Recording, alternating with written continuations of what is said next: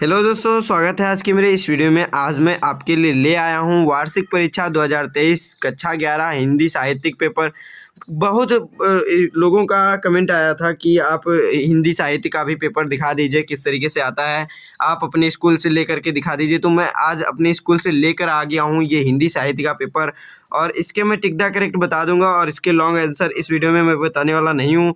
और जो मेरा हिंदी सामान्य हिंदी का आपका पेपर था, उसका पूरा फुल सोल्यूशन वीडियो मैंने अपने यूट्यूब चैनल पे अपलोड कर दिया है, वो आप देख सकते हैं। अधिकतर क्वेश्चन मैं देखा हूँ कि उससे मैच कर रहे हैं, तो वो आप वीडियो देख लेंगे तो उससे बहुत ही आपको फ़ायदा होने वाला है। और अगर आप चैनल पे पहली बार आए हैं तो चैनल को सब्सक्राइब कर लीजिए और वीडियो को भी लाइक कर दीजिए। और ऐसे वीडियोज़ इस चैनल पे हमेशा आते रहते हैं, इसलिए चैनल को तो ज़रूर ही सब्सक्राइब रखिए और अपने दोस्तों में भी वीडियो को शेयर कर दिया करिए। तो यहाँ पर पहला प्रश्न दिया गया है, हिंदी गद्य के जनक हैं। तो हिंदी गद्य के जनक जो हैं वो आपके भारतेंदु हरिश्चंद्र हैं, ये तो आप जानते ही हैं। फिर आवारा मसीहा किस विधा की रचना है? तो आवारा मसीहा जो है वो जीवनी विधा की रचना है, जीवनी विधा की। फिर जयशंकर प्रसाद की रचना है, तो जयशंकर प्रसाद की कामायनी जो है वो रचना है जयशंकर प्रसाद की। फिर सरस्वती पत्रिका के संपादक हैं कौन है? तो यहाँ पर आपको लिखना है आचार्य महावीर प्रसाद द्विवेदी। महावीर प्रसाद द्विवेदी जो हैं ये आपके सरस्वती पत्रिका के संपादक हैं। फिर आपका इंदुमती कहानी के लेखक हैं, तो इंदुमती कहानी के जो लेखक हैं आपके किशोरी लाल गोस्वामी जी हैं। फिर यहाँ पर आपका राम भक्ति शाखा के प्रतिनिधि कवि कौन है? प्रतिनिधि कवि कौन है? तो तुलसीदास जी हैं, जो राम भक्ति शाखा के प्रतिनिधि कवि हैं। फिर पृथ्वीराज रासो की रचना है, तो पृथ्वीराज रासो की रचना जो है वो आपकी चंद्रवरदाई पृथ्वीराज रासो की रचना है। फिर तार सप्तक की प्रथम समय काल क्या है? तो तार सप्तक का जो प्रथम समय काल है वो आपका है 1943 ईस्वी। फिर आपका द्विवेदी युग की काल अवधि है, तो द्विवेदी युग की काल अवधि जो है वो आपकी 1900 से 1922 ईस्वी है। फिर कबीर दास की रचना है, तो कबीर दास की रचना आपकी साखी जो है वो कबीर दास की रचना है। फिर यहाँ पर आपको हिंदी गद्य से प्रश्न दिया गया है, ये गद्यांश दिया गया है, तो इसको आपको हल करना है। यहाँ पर इसके कुछ पीछे क्वेश्चंस दिए गए हैं, यहाँ पर आपको हिंदी गद्य के कुछ क्वेश्चंस दिए गए हैं। यहाँ पर ये क्वेश्चन दिए गए हैं, गद्य ऊपर दिया गया है, उधर भी पेज पे दिया गया था। फिर यहाँ से लेकर के ये जो गद्य दिया गया है इसकी व्याख्या भी करनी है, यहाँ पर कुछ क्वेश्चन पूछे गए हैं। फिर दूसरा आपका क्वेश्चन इसी में अथवा करके इसी का है, ये भी गद्य से है, और इसके भी कुछ क्वेश्चन यहाँ पर नीचे करने हैं। और ये आपका हिंदी साहित्य में भी पूछा गया था ये प्रश्न।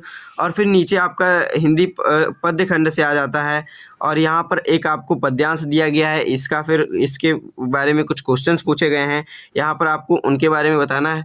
फिर यहाँ पर आपको निस दिन, ये मतलब आपका इसका अथवा में इसका एक और हिंदी पद्य का दिया गया है पेपर, मतलब इसका ये क्वेश्चन दिया गया है हिंदी पद्य से अथवा में।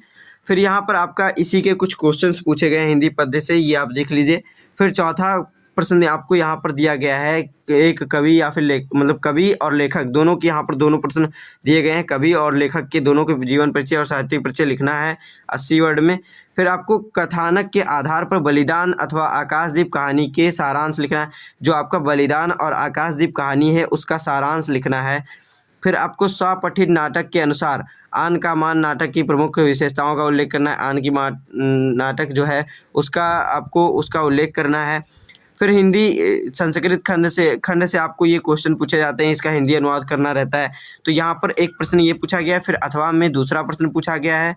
फिर आपका ये खा नंबर क्वेश्चन है, तो इसमें फिर हिंदी मतलब संस्कृत पद्य से लिया गया है।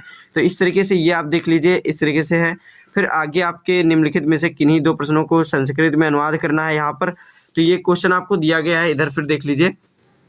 तो इनमें से आपको संस्कृत का अनुवाद करना था हिंदी में। फिर वीर रस अथवा हास्य रस का परिभाषा देना है, उदाहरण लिखना है। फिर यमक और उत्प्रेक्षा अलंकार की परिभाषा उदाहरण। फिर दोहा और चौपाई छंद की मात्राओं के साथ परिभाषा व उदाहरण लिखना है। फिर ऐसे ही आपको अगला प्रश्न दिया गया है 10वां वाला, इसमें निम्नलिखित में से किसी एक विषय पर अपनी भाषा शैली में निबंध लिखना था। और फिर आपका ये पावक की संधि है, इस तरीके से क्वेश्चन दिया गया है। फिर सज्जन का संधि विच्छेद है, ये आपको इस तरीके से लिखना है। फिर यहाँ पर इत्यादि का संधि विच्छेद है। इस तरीके से ये सब क्वेश्चन दिए गए हैं, ये आप अच्छे से देख लीजिए। और इसी तरीके से शायद आपके भी एग्ज़ाम में आए, तो ये क्वेश्चन आपके लिए बहुत इंपॉर्टेंट है। इनको आप पूरा देखिए और इनको पूरा क्वेश्चन सॉल्व करने का कोशिश खुद से भी करिए। और नहीं तो मेरा दूसरा आपका सामान्य हिंदी का पेपर जो है उसका मैंने फुल सॉल्यूशन वीडियो डाल दिया है। और इसका अगर सॉल्यूशन आपको चाहिए तो मैं 3 तारीख के बाद आपको इसका भी सॉल्यूशन करा सकता हूं, क्योंकि 3 तारीख को मेरा खुद का पेपर है फिजिक्स का, उसका मैं सॉल्यूशन पूरा कराऊंगा और उसके कुछ इंपॉर्टेंट क्वेश्चंस भी लाने वाला हूं। तो मिलते हैं अगले वीडियो में, तब तक के लिए धन्यवाद।